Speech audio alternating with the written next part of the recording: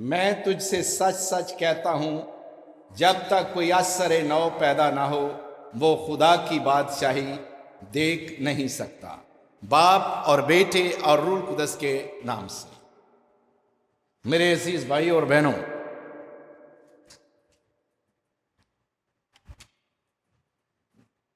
یسوع مسیح کے ساتھ آج ایک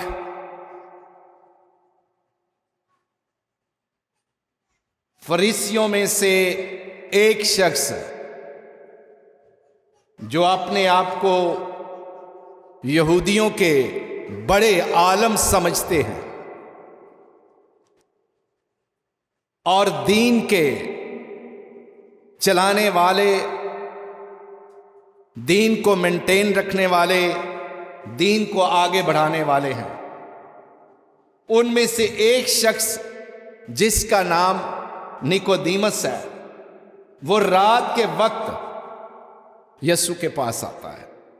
کس وقت؟ رات کے وقت چھپ چھپا کر یسوع کے پاس آتا ہے۔ اگر وہ دن کے وقت آئے تو اس کے ساتھی اسے دیکھ لیں گے، اگر دن کے وقت آئے تو اس کے لوگ، اس کی کانگریگیشن، اس کی جماعت دیکھ لیں گے کہ ہمارا ربی، ہمارا استاد، ہمیں دین سکھانے والا یہ یسوع کے پاس کیوں جا رہا ہے، جبکہ ہم یسوع کو مانتے نہیں، ہم اس کی تعلیم کو نہیں مانتے، ہم اس کے معجزوں کو نہیں مانتے۔ تو یہ شخص کیوں یسوع کے پاس گیا ہے؟ اس پر الزام آ سکتا تھا، اسے فریسی گروپ سے نکالا جا سکتا تھا، اس کا ہیکل میں آنا جانا بند کیا جا سکتا تھا، وہ جماعت سے ایکس کمیونیکیٹ کیا جا سکتا تھا۔ اس لیے اس نے چھپ کر رات کے اندھیرے میں، تاکہ نہ اس کے لوگ جانے اور نہ اس کے گروپ کے لوگ جانے، نہ اس کے ساتھی جانے کہ وہ کیوں یسوع کے پاس گیا ہے۔ اور وہ یسوع کے پاس جا کر ایک بڑا اقرار کر رہا ہے، ایک بڑا اقرار کر رہا ہے، اے ربی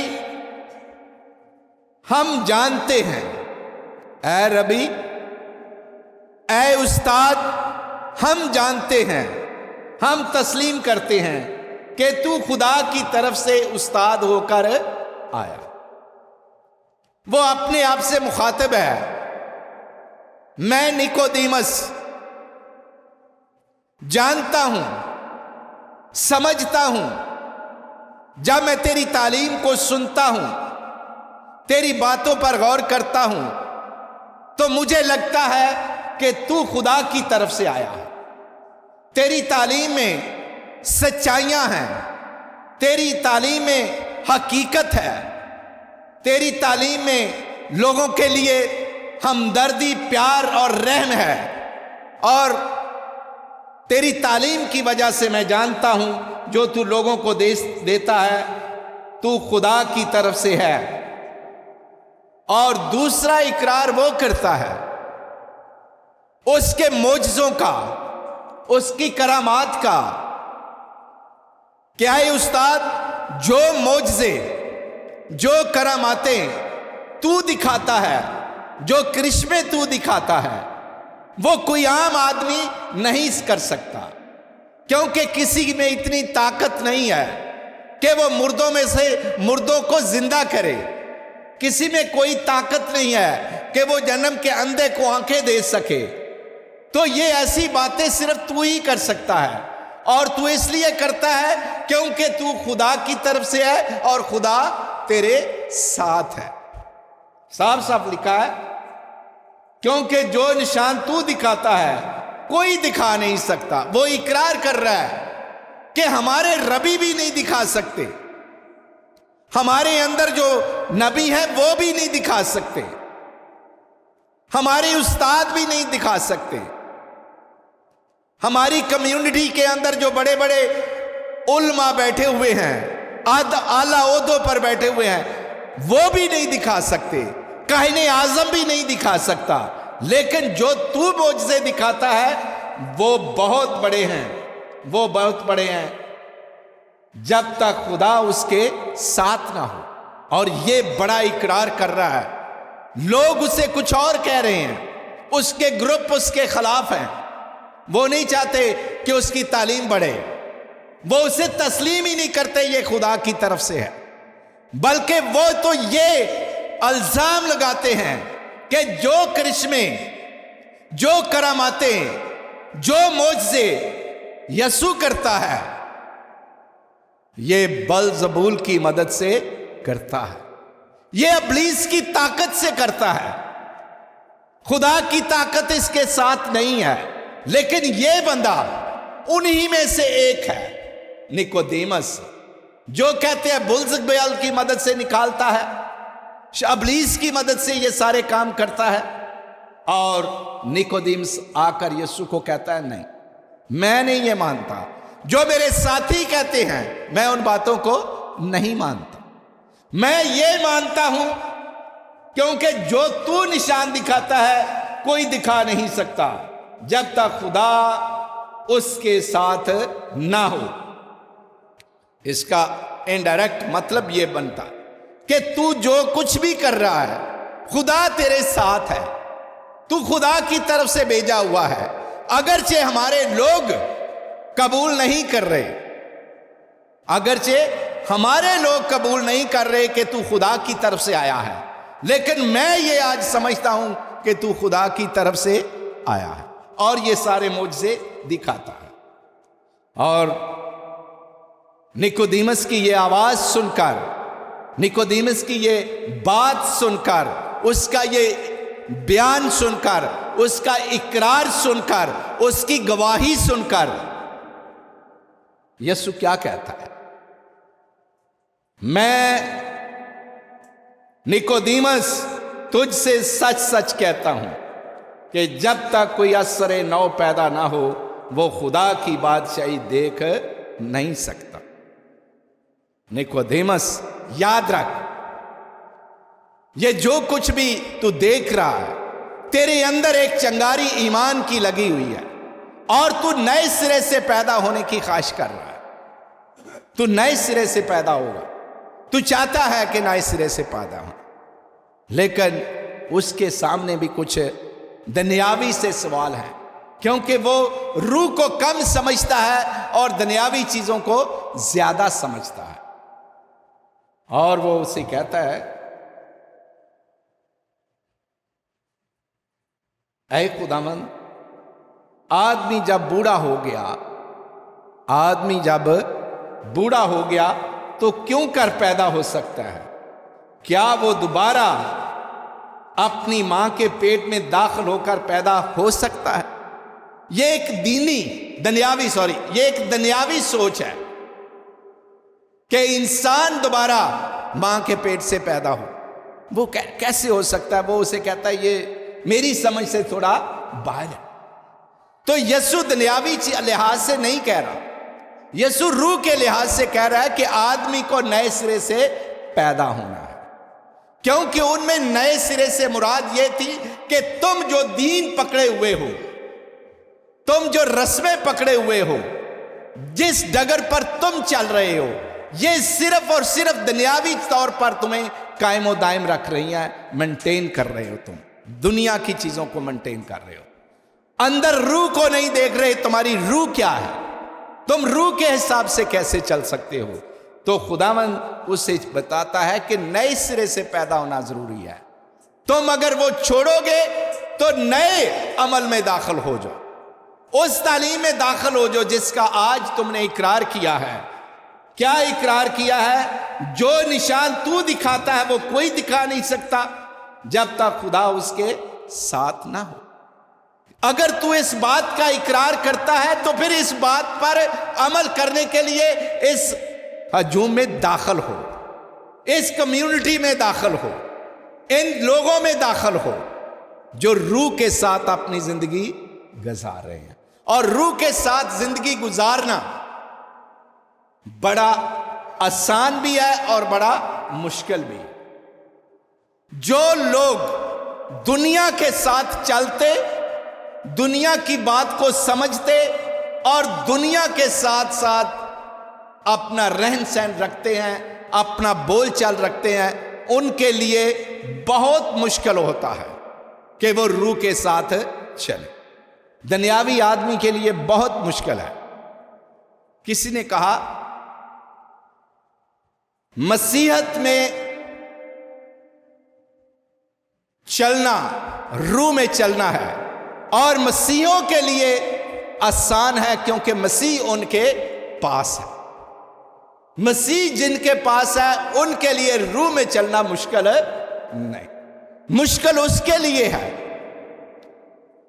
پریشان کن بات اس کے لیے ہے جو مسیح کے ساتھ نہیں چلتا، اس کے لیے واقعی مشکل ہے، کیونکہ وہ دنیا کے رونقوں کو دیکھتا ہے، دنیا کی لذتوں کو دیکھتا ہے، دنیا کے عہدوں کو دیکھتا ہے، دنیا کی رونائیوں کو دیکھتا ہے، تو وہ دنیا میں زیادہ دلچسپی رکھتا ہے، لیکن روح میں دلچسپی نہیں رکھتا۔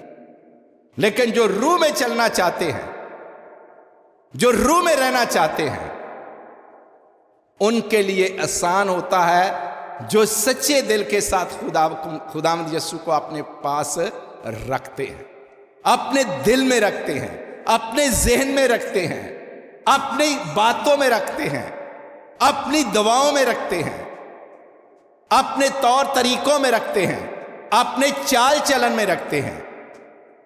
ان لوگوں کے لیے آسان ہوتا ہے روح میں چلنا۔ ایک مسٹر اینڈریو تھا، اندریاس یا اینڈریو کہہ لو، ایک غیر مسیحی لیڈر نے، رہنما نے مسٹر اینڈریو کے لیے سزائے موت کا انعام رکھا ہوا تھا کہ جو اس کا سر مجھے دے گا اس کو اتنے پاؤنڈ یا اتنے ڈالر ملے گا۔ جس طرح پاکستان میں بھی کئی دفعہ سر کی قیمت رکھی جاتی ہے، اسی طرح مسٹر اینڈریو کے لیے سر کی قیمت رکھی گئی تھی۔ ہر کوئی اس کی تلاش میں تھا۔ اصل میں مسٹر اینڈریو کی تلاش میں نہیں تھا، وہ ڈالروں کی تلاش میں تھا، روپیوں کی تلاش میں تھا۔ اور مسٹر اینڈریو اسی رہنما کے گھر میں بیٹھا ہوا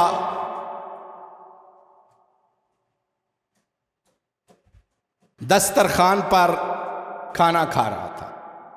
کس کے گھر میں؟ جس نے اس کے سر کی قیمت لگا رکھی تھی۔ باہر سے جب یہ رہنما آیا اور اس نے دیکھا میری بہو اور بچے مسٹر اینڈریو کے پاس بیٹھے ہیں دسترخوان پر، تو دور سے دیکھ کر اس کو غصہ آیا کہ میں نے تو اس کے سر کی قیمت لگا رکھی تھی کہ جو مجھے پکڑوائے گا میں اس کو اتنا انعام دوں گا، تو یہ میرے ہی گھر میں میرے ہی دسترخوان پر بیٹھا ہوا ہے۔ دیکھ کر حیرانی ہوئی بہت زیادہ اس کو، لیکن اس کی بہو نے جب اس کے تیور دیکھے کہ بڑے غصے کے تیور ہیں، تو اس نے کہا سسر جی حوصلہ رکھیں، حوصلہ رکھیں، غصے کو اتاریں، دل سے طیش بھی اور اس کے لیے نفرت بھی باہر نکالیں۔ اتنی باتیں کی تو اس نے کہا جاؤ اندر، جس بستر پر آپ کا بیٹا 18 سال سے بیمار پڑا تھا، جا کر دیکھو وہ بیٹا ادھر ہے۔ وہ گیا، جا کر دیکھا بستر ہے، بیٹا نہیں ہے، بستر ہے، بیٹا نہیں ہے۔ تو اس نے کہا، بہو نے کہا، سسر جی یہ اندریاس ہے، یہ اینڈریو ہے جس نے دعا کی، ہمارے گھر میں آیا اور دعا کی، تیرا بیٹا اور میرا خامن اور ان بچوں کا باپ اب شفا یاب ہو گیا ہے، اب تندرست ہو گیا ہے، اور اس کی وجہ سے ہے۔ اور یہ بندہ یسوع مسیح کا بندہ ہے، یہ اس کی گواہی دینے کے لیے آیا ہے۔ اور دیکھ آج تیرے گھر میں جس کے لیے تو تڑپتا تھا کہ میرا بیٹا 18 سال سے بستر پر پڑا ہے، وہ تو تندرست اور شفا پا کر بیٹھا ہوا۔ اس نے اپنا آپ بدلا، اس نے اپنا آپ بدلا۔ اس رہنما نے دین تو نہ بدلا، مسیحیت کو قبول نہ کیا، لیکن ایک اعلان کیا کہ آج کے بعد مسٹر اینڈریو کی جو میں نے سزا مقرر کی اس کو میں ختم کرتا ہوں۔ اور اس کے بعد اس نے مسیحوں کو جو اذیت دینے کا سوچا ہوا تھا، اندیا کیا ہوا تھا، اس سے وہ دستبردار ہوا۔ دیکھو کس طرح خدا کا روح لوگوں میں جاتا ہے اور کس طرح خدا کا روح کام کرتا ہے۔ وہی بندہ جو مارنے پر تلا ہوا تھا، وہی بندہ اب اس کی سزا کو معاف کرتا ہے۔ جو مسیحوں کو مارنے کے لیے جستجو میں لگا ہوا تھا، وہ بدل جاتا ہے۔ اور کلام کے اندر ہمارے سامنے بڑی کہانی ہے مقدس پولس رسول کی، کہ جب وہ شاؤل تھا تو اس نے یہودیوں کی بڑی کونسل سے یہ سرٹیفکیٹ لیا، لیٹر لیا ہوا تھا کہ وہ جہاں بھی مسیحوں کو دیکھے گا مارے گا، جہاں بھی اس کے پرستاروں کو دیکھے گا مارے گا، چاہے وہ عورتیں ہوں، چاہے وہ مرد ہوں، چاہے وہ بچے ہوں، ان سب کو مارے گا۔ یہ اس نے سرٹیفکیٹ لیا ہوا تھا، اور ہم دیکھتے ہیں کہ وہ مارنے کے لیے تیار تھا، گھوڑے پر تیار تھا، تلوار اس کے ہاتھ میں تھی۔ لیکن دمشق کے راستے پر جب جا رہا تھا تو راستے میں یسوع مسیح کے ساتھ اس کا ٹکراؤ ہوا اور اس کا گھوڑا زمین پر گرا اور وہ اندھا ہو گیا، اور آواز آئی، اے شاؤل، اے شاؤل، اے شاؤل، تو مجھے کیوں ستاتا ہے؟ اس نے آنکھیں بھی نہیں، وہ دیکھ نہیں سکتا تھا۔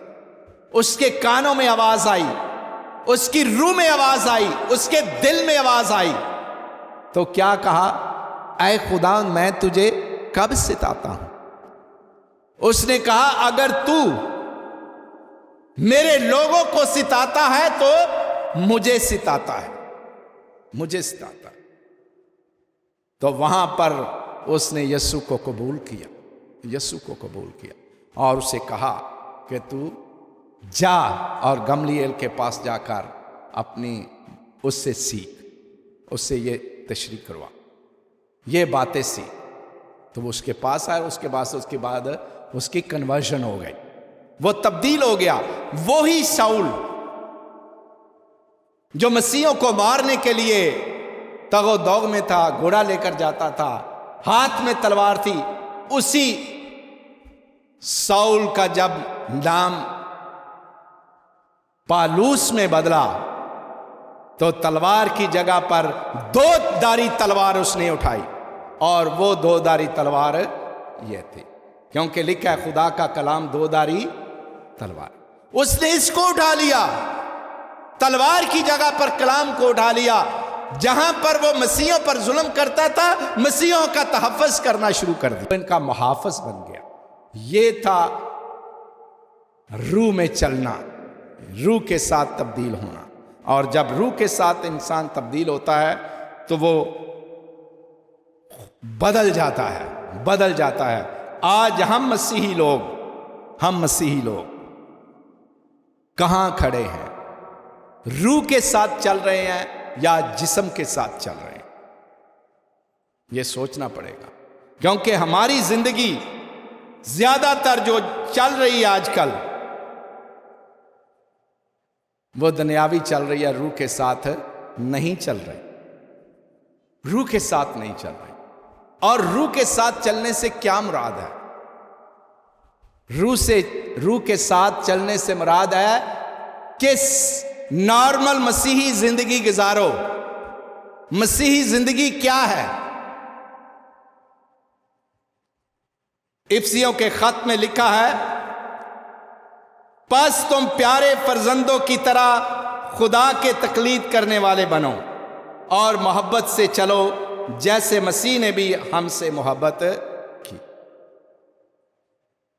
اور ہمارے عوض اپنے آپ کو شیریں خوشبو کی مانند خدا کی نظر کر کے قربان کر دیا ہے.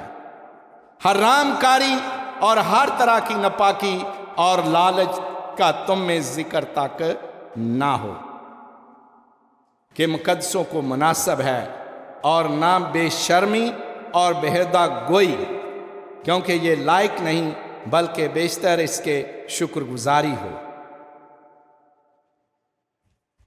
یہ باتیں ہیں جو خداوند سکھاتا ہے کہ روح کی زندگی کیا. عام سادہ سی باتیں ہیں، کوئی مشکل کام نہیں ہے. خداوند کہتا ہے اپنے اندر سے نفرت نکال. آسان ہے؟ نفرت نکالنا آسان ہے؟ نہیں، نفرت نہیں نکلتی. محبت کے الفاظ ضرور ہیں کہ ہم محبت کرتے ہیں، لیکن کہنے کی حد تک ہے. ہمارے اندر اگر نفرت کا بیج ہے تو پہلے اس کو تو اکھاڑو. یہ رکاوٹ ہے ایک خدا کی بادشاہی میں داخل ہونے کی. خدا کی بادشاہی میں داخل ہونے کی یہ ایک رکاوٹ ہے. حرام کاری اپنے اندر سے نکالو. اگر نہیں نکالتے تو یہ بھی ایک رکاوٹ ہے خدا کی بادشاہی میں داخل ہونے کی. اپنے اندر سے ناپاکی کو نکالو. اپنے اندر سے ناپاکی کو نکالو. امپیور جو ہم ہیں اپنے آپ کو نکال کر پیور کرے. خالص دودھ میں اور نقلی دودھ میں آپ کو پتہ ہی ہے نا کتنا فرق ہے.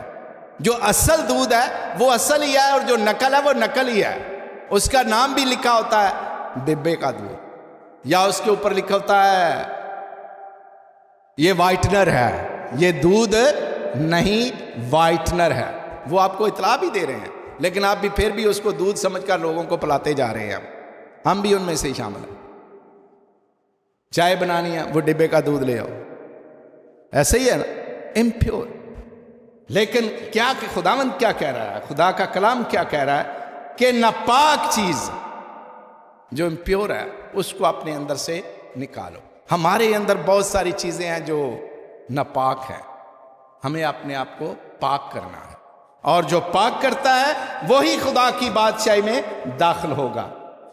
لالچی لالچی خدا کی بادشاہی میں داخل نہیں ہو سکتا. لالچ ہمارے اندر بھرا ہوا ہے، بڑی طرح کے لالچ ہے ہم میں. یہ خود آپ جائزہ لے سکتے ہیں کہ میں کس کس چیز کا لالچ کرتا یا کرتی ہوں. یہ آپ کو پتا ہے کہ ہم کس چیز کا لالچ کرتے ہیں. اور لوگ کہتے ہیں کہ بت پرستی یہ ہے، بت پرستی یہ ہے. تو خدا کا کلام کہہ رہا ہے لالچی، لالچ جو بت پرستی کے برابر ہے، یہ بھی بت پرستی ہے. کہ جب ہم اپنے اندر سے لالچ نہیں کرتے، لالچ کرتے ہیں اس چیز کا لالچ، اس چیز کا لالچ، اس مال کا لالچ، اس مال کا لالچ، تو یہ بھی ایک بت پرستی ہے. تو خداوند کہتا ہے کہ اس بت پرستی کو بھی اپنے اندر سے دور کرو. اگر دور نہیں کرتے تم خدا کی بادشاہی میں داخل نہیں ہو سکتے. خدا کی بادشاہی میں داخل نہیں ہو سکتے. اور خدا کی بادشاہی میں جانے کے لیے جو لوگ روح سے چلتے ہیں، رومیوں کے خط میں لکھا ہوا ہے 8 باب کی 14 آیت میں، اس لیے جتنے خدا کے روح کی ہدایت سے چلتے ہیں وہ خدا کے فرزند ہیں. کون ہے خدا کا فرزند؟ جو خدا کی روح کی ہدایت سے چلتے ہیں، جو پاک روح کی قیادت میں چلتے ہیں، جو روح القدس کے رہنمائی میں چلتے ہیں، وہ لوگ خدا کے فرزند ہیں. ہم لوگ پتہ نہیں کس کو آئے دن ہم ایک دوسرے کو کہتے رہتے ہیں میں خدا کا بیٹے اور بیٹیاں، ہم خدا کے بیٹے اور بیٹیاں. پہلے جج تو کر لیں خدا کے بیٹے اور بیٹیاں کون ہوتے ہیں. خدا کے بیٹے اور بیٹیاں وہ ہوتے ہیں جو خدا کی روح کے حساب سے چلتے ہیں. جو جسم کے لحاظ سے چلتے ہیں وہ خدا کے بیٹے اور بیٹیاں نہیں ہیں، وہ نہیں ہیں. ان کے اندر لالچ ہے. اور جو روح میں چلتے ہیں ان کے اندر لالچ نہیں ہوتا، وہ لالچ سے خالی ہوتے. ان کے لیے دنیاوی چیزیں کوئی معنی نہیں رکھتی، دنیاوی رشتے کوئی معنی نہیں رکھتے، دنیاوی رتبے کوئی معنی نہیں رکھتے. جن کی لگن خدا کے ساتھ ہوتی ہے انہوں نے سب کچھ اس کے نام پہ دیا ہوتا ہے، سب کچھ دیا ہوتا ہے. اور جب وہ روح میں چلتے ہیں تو وہ خدا کے بیٹے اور بیٹیاں ہیں، وہ خدا کے فرزند ہیں. تو خدا کے فرزند جب بنو گے تو خدا کی بادشاہی میں داخل ہو. اور یہی روح کی زندگی ہے کہ ہم اس نیکودیمس کی طرح، جس نے آج اقرار کیا، بڑا اقرار کیا ہے اس نے، اے استاد جو تعلیم تو دیتا ہے وہ سچی ہے. اے استاد جو کرامات تو کرتا ہے، وہ جو معجزے تو کرتا ہے، وہ کوئی اور نہیں کر سکتا سوائے اس کے جو خدا کی طرف سے نہ. جو خدا کی طرف سے ہوتا ہے وہی یہ معجزے کرتا ہے. اور میں اندر سے تسلیم کرتا ہوں، میں دل سے تسلیم کرتا ہوں کہ تو ربی ہے اور خدا کی طرف سے آیا ہے. اور آج یسوع مسیح نے جس طرح اس سے سوال کیا، ہاں تیرا اقرار بھی اچھا، تیری گواہی بھی اچھی، لیکن یاد رکھ اثر نو پیدا ہونا ضروری. اثر نو پیدا، ایک بار پھر پیدا. ہم جسمانی طور پر تو پیدا ہوئے ہیں لیکن روح میں پیدا ہونے کی ہمیں ضرورت ہے. یہ روح میں ہم کیسے کیسے پیدا ہو سکتے ہیں؟ اس وقت پیدا ہو سکتے ہیں جب ہم خدا کے کلام کے مطابق، تعلیم کے مطابق اپنی زندگی بسر کرتے ہیں. اپنے اندر سے نفرت کو نکالتے ہیں، اپنے اندر سے بدی کو نکالتے ہیں، اپنے اندر سے ناپاکی کو نکالتے ہیں، اپنے اندر سے گھٹیا پن کو نکالتے ہیں، اور ایمانداری کے ساتھ، سچے دل کے ساتھ، پاکیزگی کے ساتھ اور محبت کے ساتھ خدا میں چلتے ہیں.